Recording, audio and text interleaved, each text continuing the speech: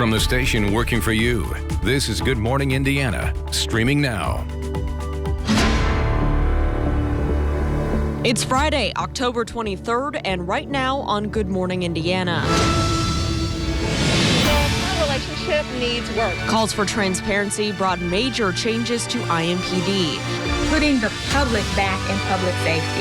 Now we're looking at if the community is seeing the changes they wanted. It's a huge concern. It's a huge concern. There's concern this morning about the delay in Hoosiers getting their mail-in ballots, how they say Indiana can do better. I was just trying to pay the mortgage. Plus, the wrong click proved costly for this woman. We're working to help prevent the same thing from happening to you. And we want to wish you a good morning here. We finally made it to Friday, guys, so that is the great news, and we had a great day in the forecast yesterday. Good morning to you, Todd. Raphael, good morning to you as well down in Franklin. Lauren, good morning to you. And today, Indiana will live up to its name in the weather department. We will begin the day by saying, how glorious. And then by this evening, we're going to say, what the heck, Todd Clausen?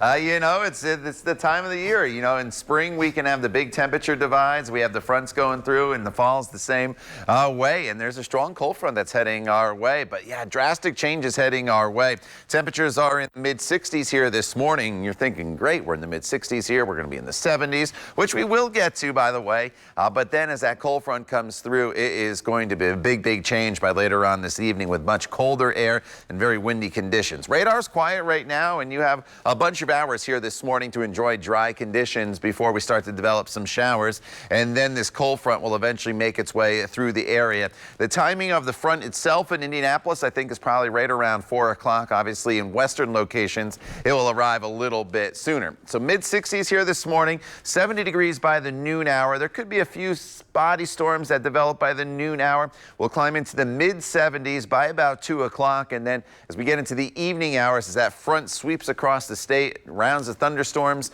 some of which could be strong to severe across parts of the area. We'll detail that threat for you coming up in Maine weather in just a few minutes. All right, Todd, thank you so much. Want to let you know in the traffic department, I just saw within the last minute or so, I-65 northbound near mile marker 164 shut down due to a crash in that area. We're going to get that on the map for you just shortly this morning, but keep that in mind. You'll want to take US 52 as a detour if you're traveling up towards Lafayette or Northwest Indiana at this hour. Taking a look here on the south side at your drive times, things are traveling up to speed. It's a 10-minute commute from Greenwood, Smith Valley Road up to I-465 if you're traveling along State Road 37 northbound. So that is good news. And then drivers heading from Southport Road to I-70 at the north split here. It's a 10-minute commute. Ongoing construction near Southport Road, though, so keep that in mind. Of course, we'll continue to keep you updated on any other issues for your commute this Friday. Raphael? So, Lauren, it's a big question confronting the capital city and really Hoosier cities across our state. But here in Indianapolis, the question is, when it comes to the relationship between IMPD and the community, are we seeing any progress? We took those questions to two groups this week, Faith in Indiana and Indy 10 Black Lives Matter. Both have been fighting for racial justice and reform for years, well before this summer's demonstrations and protests. Faith in Indiana supported the push to create a new IMPD General Orders Board that will be made up of 4 civilians and 3 law enforcement officers. Leaders with both organizations say that's a good step forward, but the entire system, they believe, needs more improvements. What are the people of faith saying needs to be done? So we've done a work around police reform. We're also doing work around rehabilitation instead of incarceration, continuing to do work as it pertains to making sure that we are ensuring that gun reform is happening. I think, of course, that there are community members who may be in support of policing or their understanding of what policing is, but it needs work. We understand that the police don't live in our communities, that they simply come into the communities to surveil, capture, and incarcerate. And so we are seeking reform in some instances, but ultimately an overall defunding and abolition of that entity. Now, we also reached out to IMPD Chief Randall Taylor. He released a statement to WRTV saying in part, over the last several years, as the city has invested millions in community-based efforts to improve the health and safety of our neighborhoods, IMPD has remained focused on building bridges of trust with residents and developing the kinds of police neighborhood partnerships that reduce violence. Well, this morning, 3 of Central Indiana's biggest healthcare systems are pledging to address racism in healthcare. Community, Eskenazi, and IU Health are vowing to do more to end health disparities and end inequities in minority communities. An IU Health doctor says it is way past time for healthcare systems to do something like this. All of the systemic racism that's been built into the medical system for years, for decades, really affects our patients on a day-to-day basis, and it affects their lives. It is crucial that health systems recognize and deliberately institute anti-racist policies to start breaking away at those decades of disparities. Included in the plan laid out by healthcare groups is a commitment to finding ways to reduce healthcare disparities. You can check out that full pledge and plan by downloading the WRTV mobile app. Good morning to Anderson, Muncie, and Bloomington on this Friday, and now to the latest on the pandemic and its continued impact on Hoosier lives. State health officials report that 2,880 new coronavirus cases. Now, that's the highest number reported in a single day here in our state. Since the pandemic began, more than 155,000 people have been tested positive for COVID-19. Health officials say 42 more Hoosiers died with COVID-19. Since March, more than 3,800 Hoosiers have died since the pandemic began. It is 6:07 on your Friday. Remdesivir is now the first drug in the U.S. to be FDA approved for treating the coronavirus infections. The company behind the drug, Gilead Sciences, made this announcement on Thursday. Until now, it's only been given to hospitalized patients under an emergency use authorization. Earlier this month, a World Health Organization study found remdesivir did not help COVID-19 patients recover faster or survive the virus, but a U.S. study shows it did shorten recovery time by about a third for some patients. Meanwhile, Moderna says it's on track to finish enrollment for a phase 3 vaccine study by the end of the month. Moderna says the vaccine will cost less than $40 for most customers. Moderna is just one of several U.S. drug companies racing to come up with a successful vaccine. Novavax and Pfizer have also had promising vaccine results so far. So, Lauren, this is a big number. More than 1 million Hoosiers have already cast their ballot, and there's still 11 more days before the general election day on November the 3rd. And that number of 1 million, that's more than the entire early voting period for the 2016 election. A big number here in our state. Our Kelsey Anderson is live this morning with all the details. Kelsey, good morning. Hey, good morning. So that's right. More than 1 million people have cast their ballot already here in Indiana. And today, Vice President Mike Pence and Second Lady Karen Pence will join them by casting their ballot here in Indianapolis again today. So he and the Second Lady are expected to vote at 8 a.m. at the Marion County Clerk's office. Our cameras will be rolling while he votes, and you can watch it live on Facebook and on the WRTV News app. Now, we expect that early voter number is going to rise because starting this weekend, more polling places are opening up across the state. And also starting today is Marion County's new wait times website. It will allow you to see what that current wait time is at your voting location. That's again in Marion County. Now, the website to do that is indyvotetimes.org. And as you can see right now, there's nothing on there, but that is probably because it is 6 a.m. and the polls are not open and there are no wait times at this time. But it says come back again later and it will be up there. So again, that starts today, indyvotetimes.org. Reporting live, Kelsey Anderson, WRTV. And Kelsey, if you need help getting to the polls, Indigo is offering free rides on Election Day. All Indigo fixed routes and open door services will be fare free on November the 3rd from the start of service all the way through 10 p.m.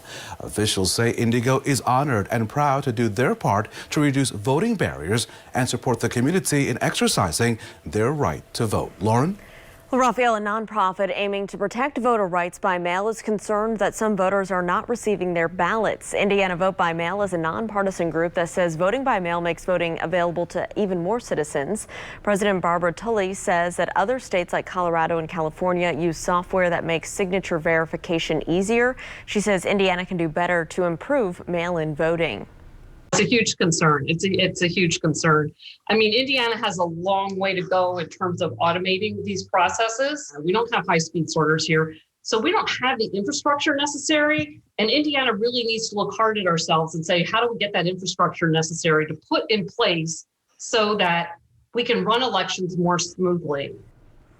Well, the group recommends people who have not received their ballot to try going to an early voting location instead. Businesses in Marion County have been hit hard by the pandemic. The help still available to keep them afloat. We'll have details on that, but first, let's check your Friday morning forecast with the one and only.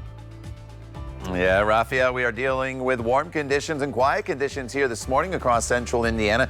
But a cold front off to our west will bring the potential for some severe weather into the area later on this afternoon, followed by much colder air. So initially we climb all the way into the low to mid 70s by mid-afternoon, only to see those temperatures tumble as we head into the evening hours. And look at that, by 8 p.m. all the way into the 50s. Prepare yourself for this drastic temperature change on this Friday. We'll talk about your weekend as well coming up when Good Morning Indiana continues.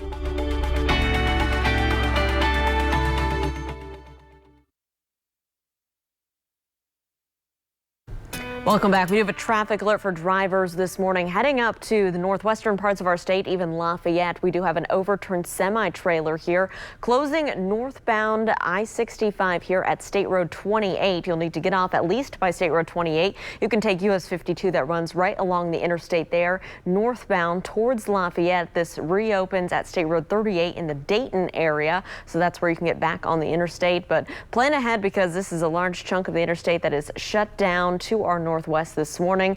We'll continue to monitor this and let you know when any lanes reopen. Marion County businesses in the hospitality industry still have time to apply for rent and mortgage assistance through the HELP grants. The deadline is November 6th. Eligible restaurants, bars, and entertainment venues can receive up to $25,000. La Margarita and Fountain Square already applied and received a grant. I'm so thankful that they got back to us as quickly as they did. Yeah, we did it really quick and tried to make sure we were at the top of the line and get in and cross your fingers. But yeah, I think it's a good thing. I think there's going to be a lot of recipients, I've heard. Obviously, for bars and restaurants, one of their biggest expenses and most constant expenses is going to be keeping their space in order to stay open. And going into these winter months, it's going to be even more difficult as folks probably aren't going to be going outside as much for outdoor seating. And there still is reduced capacity inside based on the public health order. And so we know these businesses are going to continue to struggle. In addition to the HELP grants, the city has budgeted $1 million to reimburse businesses for things like heaters, outdoor seating, canopies, and other winter PPE. This morning, we want to get you up to speed on a critical event happening at the Indianapolis Motor Speedway. Gleaners Food Bank will hold a food distribution event there at the Speedway on October the 31st. That's next Saturday. Fruits, vegetables, meats, spices, and Halloween treats will be available at the Mega Fresh Mobile at the Brickyard Food Drive. Anthem will also provide free flu shots at the event that will run from 10 a.m. until 1 in the afternoon. People should enter the track at Gate 2, that's off of West 16th Street. We'll remind you, of course, of this event the closer we get to the actual date.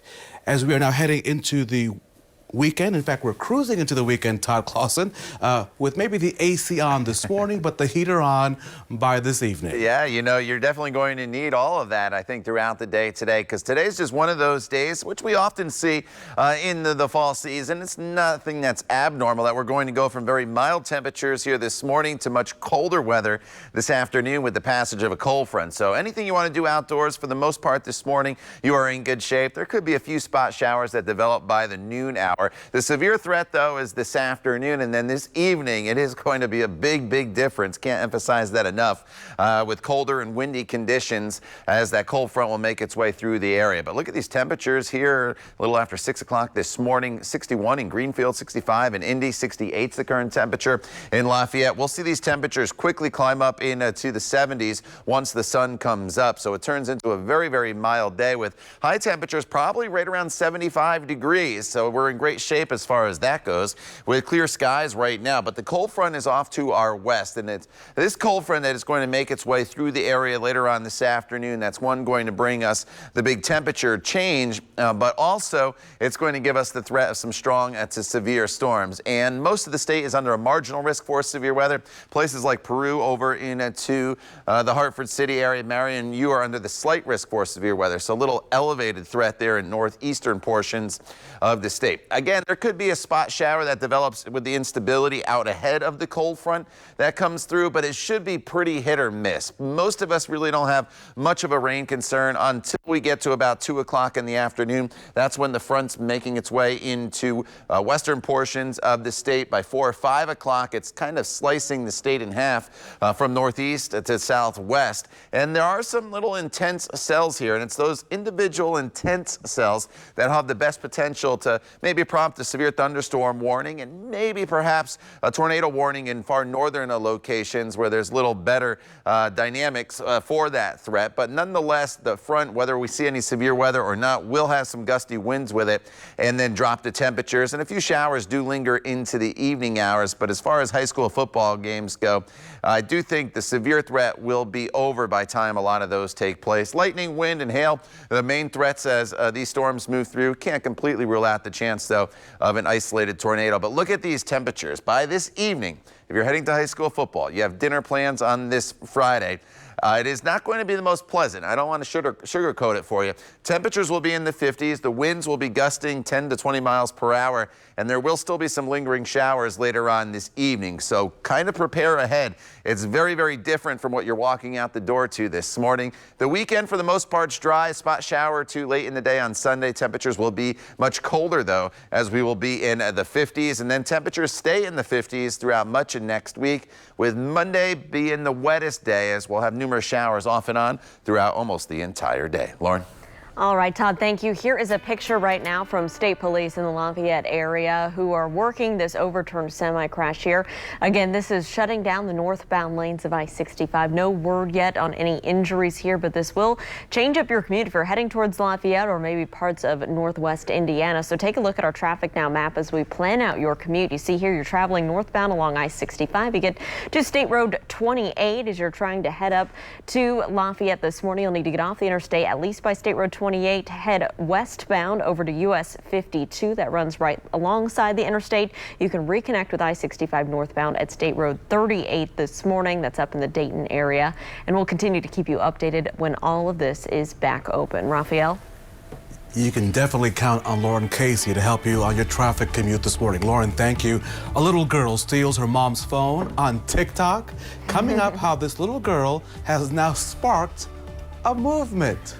Yeah, you've probably seen quite a few headlines about the new Borat movie, and you may have a lot of questions. Coming up on GMA, Sacha Baron Cohen is breaking down what is and what is not. Good morning, Noblesville, Nora, and Knightstown. The time right now is 6:21 here on your Friday, and you're watching Good Morning Indiana right here on WRTV. Stick around.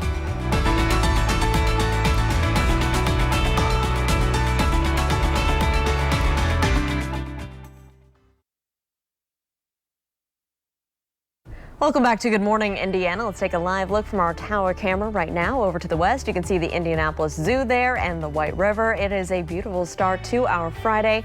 We'll get Todd's full forecast for your weekend ahead coming up here on Good Morning Indiana. But Raphael, it is 6:23, and that means it is time to talk about what is trending at 6. So, you know, I have a little 1.5-year-old at home, right?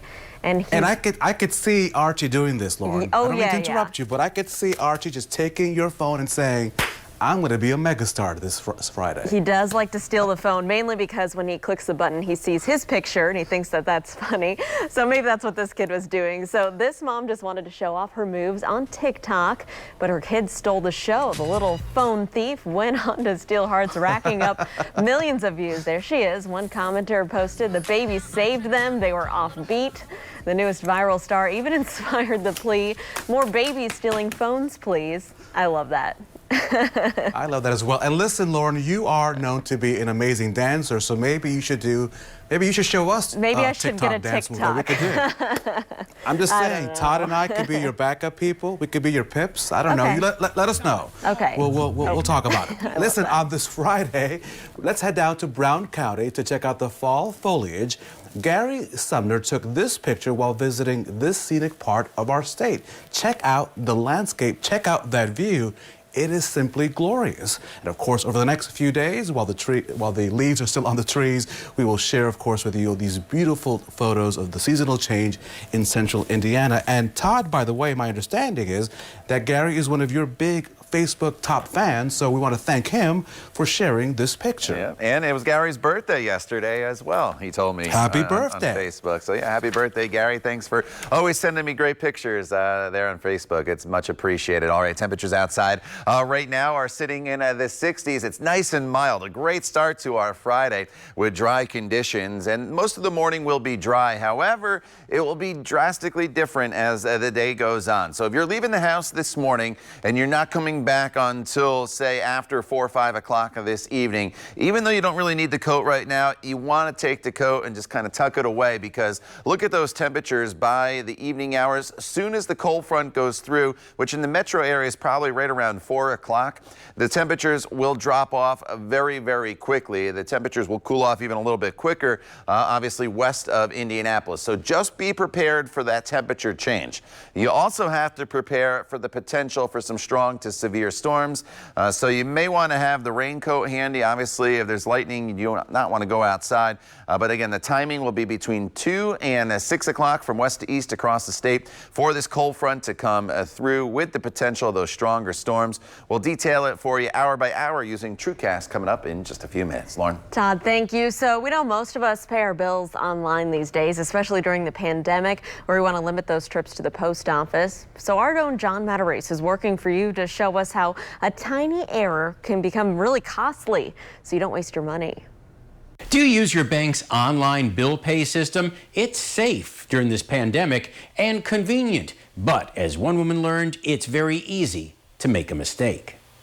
Leslie Hochter made a little error the other day while online banking. I was paying bills on my banking website and I made a pretty bad fat finger mistake. As Homer Simpson would say, don't.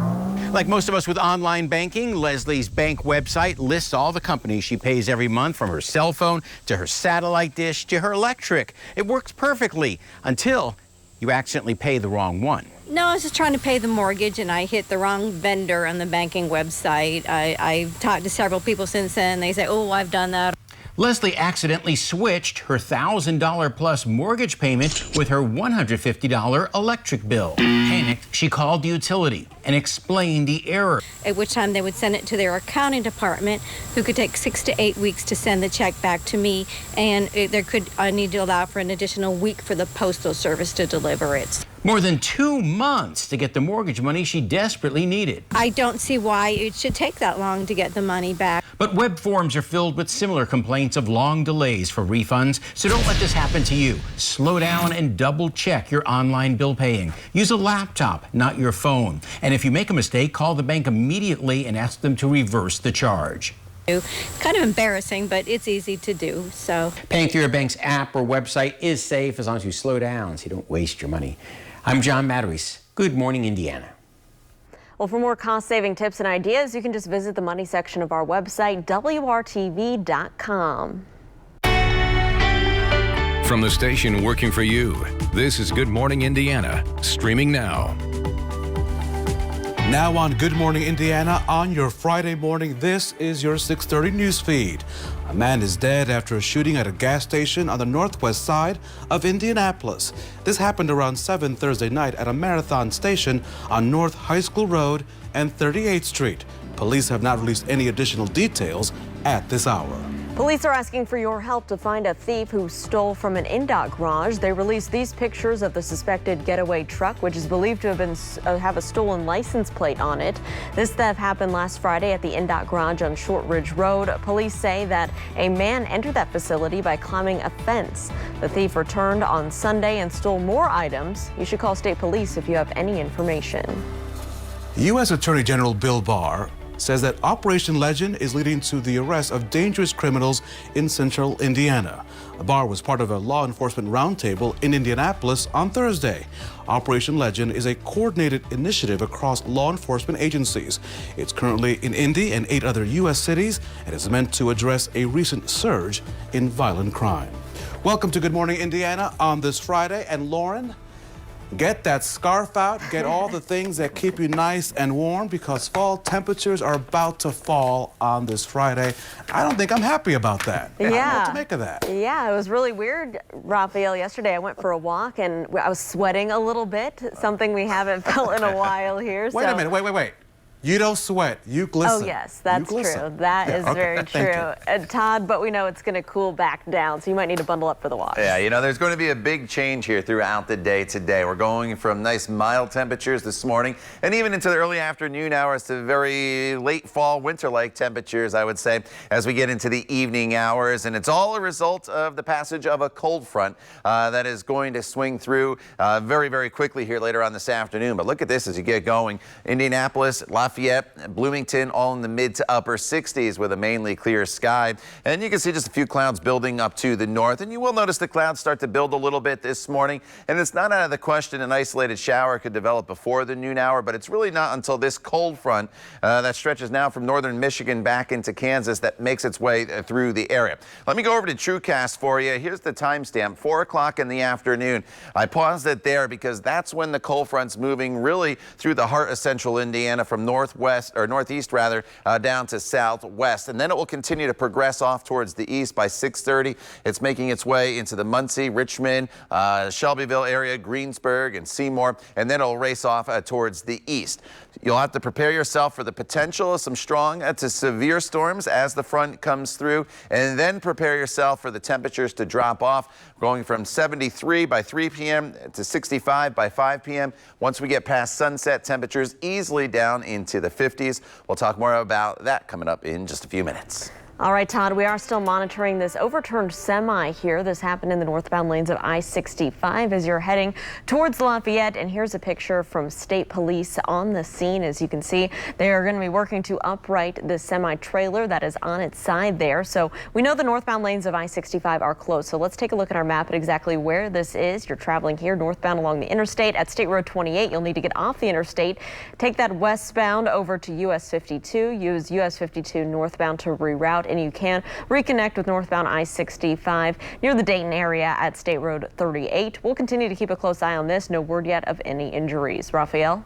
Hey, Lauren, while you were talking, the Indiana State Police Post there in Lafayette just sent out a tweet just maybe 10 seconds ago that area is now reopened. So all lanes are now reopened, right? So while you were talking, things just changed very quickly. So keep that in mind. But I know you'll keep us posted as this, of course, develops this morning.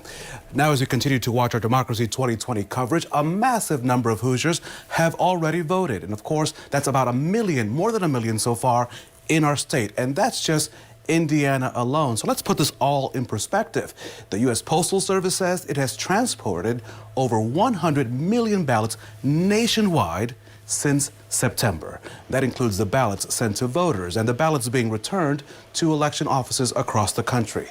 The Postal Service says it has mailed over 500 million pieces of election mail this year alone. That is a whopping increase of 162% from 2016. Well, it's the last time they'll meet face-to-face before the election. President Trump and Democratic challenger Joe Biden met for their final debate last night. ABC's Faith Abube breaks down the key moments from the showdown. The final presidential debate opening with one of the biggest issues facing this country, a virus that's ravaged the economy and killed more than 222,000 Americans in just 7 months. I say we're learning to live with it. We have no choice. We can't lock ourselves up in a basement like Joe does. People are learning to die with it. Anyone who's responsible for that many deaths should not remain as president of the United States of America. The president defending his handling of the pandemic while painting a rosy picture at odds with what the data shows.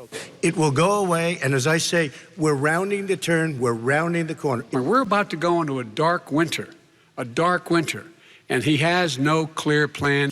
The relatively calmer debate noticeably low on interruptions, but just as high on attacks.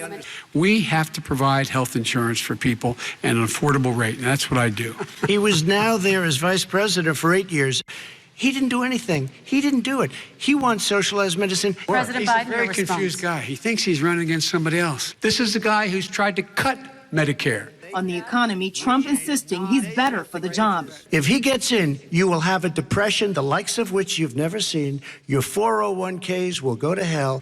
What is on the ballot here is the character of this country. In their closing arguments, Trump telling voters economic success will unify the nation. Biden saying, if elected, he would represent every American and address systemic racism. I think I have great relationships with all people. I am the least racist person in this room. Abraham Lincoln here is one of the most racist presidents we've had in modern history.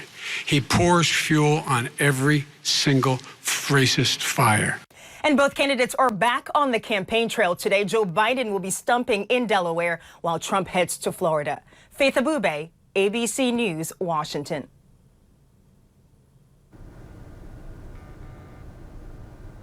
All right, and we do want to give you another update that we do have the lanes of northbound I-65 back open, as Raphael mentioned. ISP just tweeting that out moments ago. However, they want you to know you need to take it slow as you travel through this area heading past State Road 28 because they still have quite a backup in that area, and you can see that on our map this morning. We'll continue to keep a close eye on that spot as well as traffic all around central Indiana. We'll have updates for you coming up here throughout the show, plus more news and weather updates. Stick around. Welcome back to Good Morning Indiana on this Friday. As you know, Hoosiers are voting early at a record pace this election season. And in about, 90 minutes or so, Lauren, they'll be joined by the state's former governor. Yeah, Vice President Mike Pence and Second Lady Karen Pence are both in town this morning. And our own Kelsey Anderson is joining us live downtown, where tens of thousands of people have already cast their ballot over the past 2 weeks. Kelsey? Hey, so we learned yesterday that more than 1 million Hoosiers have already either requested an absentee ballot or have voted early in this year's election. And that's more than in 2016. We know that around 977,000 votes were cast in person and by mail before the election in 2016. So we're already past that, and we still have 11 days to go. The Secretary of State says that increased number of absentee ballots means that the final results may not be in on election night. You can volunteer as an absentee ballot counter by contacting your county clerk's office as soon as possible. We expect that early voter number to rise, of course, because more polling places are opening up this weekend. And then also starting today is the Marion County's wait time website. It allows you to see what the current wait time is at your voting location. And that website is indyvotetimes.org. Again, that is only for people to use in Marion County. And as you mentioned, Lauren, Raphael, today Vice President Mike Pence and Second Lady Karen Pence will be voting this morning at 8 a.m. And of course, we will be live. We'll be inside there. Our cameras will be rolling, and you can watch them both vote on the WRTV News app, on Facebook, or on Twitter, wherever you watch us streaming. Reporting live, Kelsey Anderson, WRTV. All right, Kelsey, we'll see you then. Well, the deadline has come and gone for you to request an absentee ballot here in Indiana. WRTV is working to get answers now for those who are still waiting for their ballots to arrive by mail. Teresa Setka tells us, according to the state's voter portal, her ballot was mailed out on September 19th. Christian Johnson requested an absentee ballot because he's working in Canada. He says he's still waiting for his ballot as well. Both say they're especially anxious to vote this year. I mean, it's frustrating, right? Because it's an important election. This is the biggest election of my life, and I'm serious about it.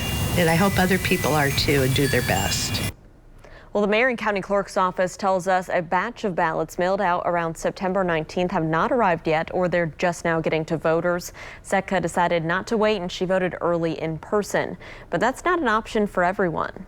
I want to be able to vote, and I feel like it's my duty. Not everyone can vote, and like those who can should. It's frustrating in that aspect, especially being out of the country.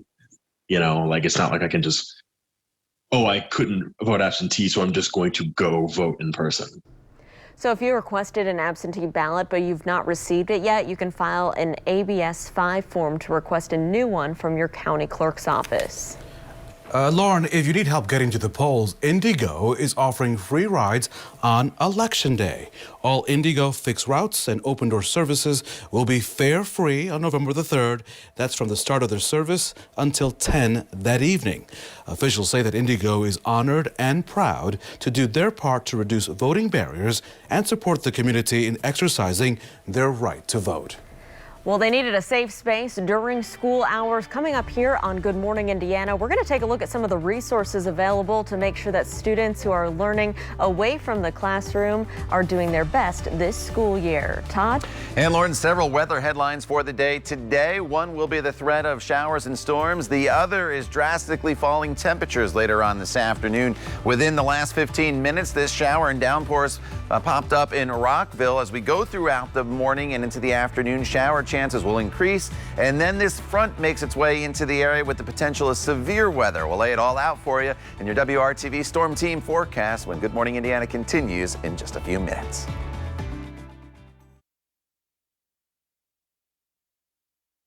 Good morning and welcome back to Good Morning Indiana. Indiana recording another single-day record in new cases of COVID-19. Here are the details this morning. The State Health Department reporting 2,880 new cases. The previous record was just over 2,500, which was reported just last Saturday. More than 155,000 cases have been confirmed in our state since the pandemic began.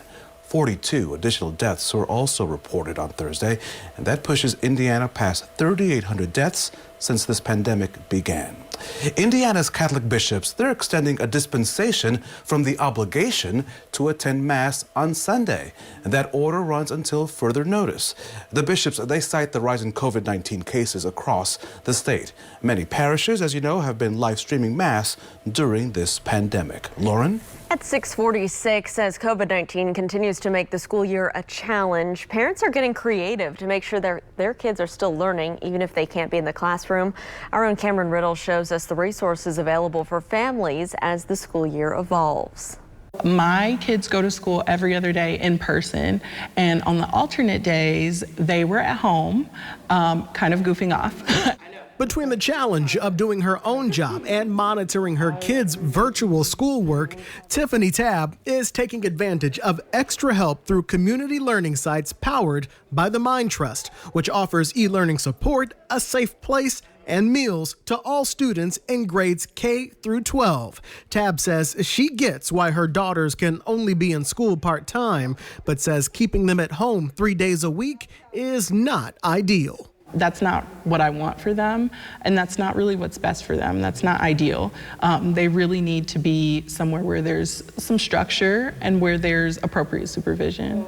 Since mid-August, the Mind Trust has been running 15 learning sites across Indianapolis 5 days a week, with 325 students attending from just about every school district. Now, as more schools reopen their physical classrooms, 3 of those locations are extending their services until the end of the semester. You'll find Pam Leeper at the Reset Center location on the east side. She says parents are eager to sign their kids up. It's just too stressful to, again, if they're at home or if they have to leave the kids at home. Either way, it just concerns them. The learning site locations are strategically mapped across the city, with Christamore House serving the west side, the Shepherd Community Center on the near east side, and the Reset Center on the far east side. The e-learning support, meals, and supervision are all 100% free. Patrick Jones with the Mind Trust says this is their way of supporting families in a difficult year. You still don't feel comfortable and safe to send your kids to school. You can send them in a safe and sterilized place where they can come and learn and get cared for in a place that you can feel comfortable with. Cameron Riddle, WRTV. Cameron, thank you. Well, the learning sites are able to continue thanks to $88,000 of investment from the city and the Mind Trust. The organization says they now have the space to serve 100 students in a socially distanced setting. It is 6:48 here, and it's finally Friday. Todd, what can we expect as we head out the door this morning? You know, there's a lot coming at you here weather-wise throughout the day today, Lauren. Your headlines highlight a drastic temperature drop. It's great right now out there with temperatures in the 60s. By this evening, you'll be heading to to the closet for a winter coat. Spotty showers this morning and a couple already flaring up, but the main action or the main event will be the passage of the cold front and the threat of severe weather later on this afternoon. We're in the 60s anywhere you go here, from 68 in Lafayette to 65 in Indianapolis, 61 in Richmond. You think, oh, we're in great shape. We're starting off in the 60s just like yesterday. Yesterday we got up to 80 degrees. Well, we will warm into the mid 70s today. The problem is we just can't sustain that into the evening hours because look at this cold front off to our west.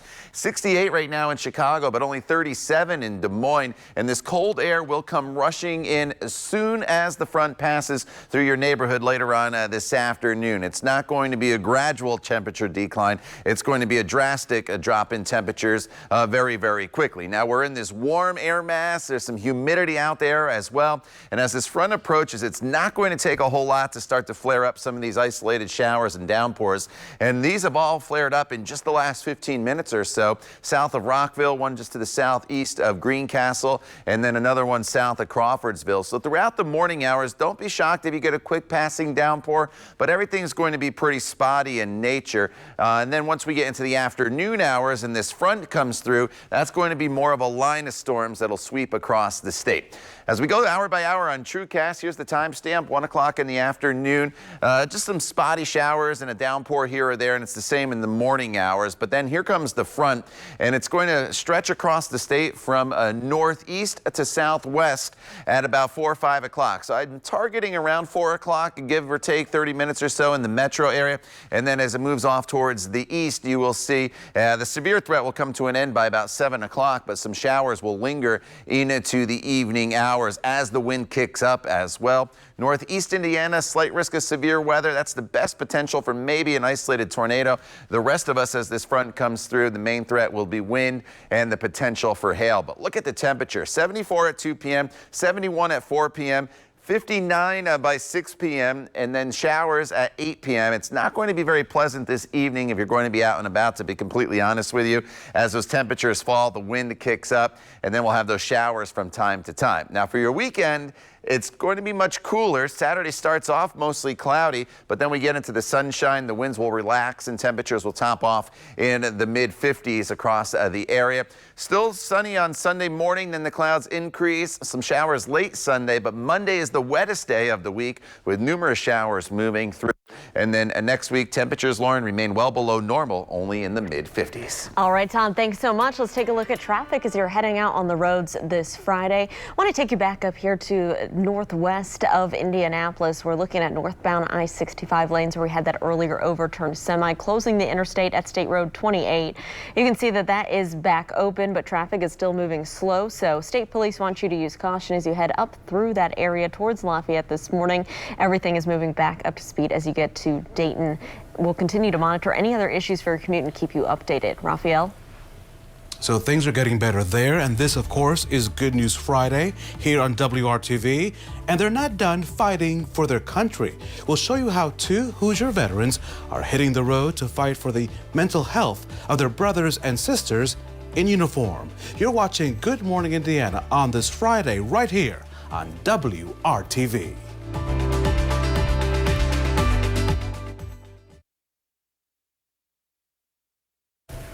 Well, it is time to wrap up the work week with some good news. Raphael, two men forged a friendship when they served in the Indiana National Guard. But when they returned home from service, they found they were still fighting a really tough battle. And both of these men, they suffered from PTSD, and now they're committed to helping other military veterans. Adam Smith and Brian Alvey, I know Brian, they formed Warrior 110 last year. They did what's called a muck rock, mimicking the training workout service members perform with a weighted rucksack. The men walked 110 miles from New Albany to a restaurant owned by Alvey right here in Franklin. They raised $20,000 to help veterans with PTSD. Their next walk, Lauren, is set to begin November the 7th. What great work that they are doing. Congratulations, guys. Yeah, very cool. And Raphael, we're going to stay down there in Franklin. You may remember last month, we told you the story about Ashley Mitchell. She started working at the Culvers in Greenwood back when she was just in high school. Well, she later joined their training program where Culvers trains its employees to one day own their own franchise in the restaurant chain. And so for Ashley, that day has now come. Check out the grand opening pictures of Ashley's new Culvers location in Franklin at I-65. 65 and State Road 44. She'll employ at least 70 people, and Ashley says she's excited to be a part of the Franklin community. So Ashley, congratulations. So listen, Lauren and Todd, I keep offering, right, to buy you lunch. Oh, I could go for some cheese I'm curds. just saying. I'm just saying. I'm not going to say anything else on this Friday. Todd Clausen, great forecast in the morning and in the afternoon. You know, it does go downhill. There's no way to sugarcoat it. This morning's nice and mild, and there's the chance of a few spotty downpours out there. But this afternoon, a cold front comes through. With the cold front's passage, a severe threat with damaging wind and some hail, and then it gets drastically colder as we go throughout the evening hours, as temperatures will drop into the 50s. So we'll go from mid-70s here for your high early on in the afternoon to temperatures in the 50s this evening. Then we stay in the 50s, but mainly dry through the weekend. All right, Todd, thank you so much. And we're back right here in 25 minutes and throughout Good Morning America with news, weather, and traffic updates. Have a great Friday. Thanks for joining us.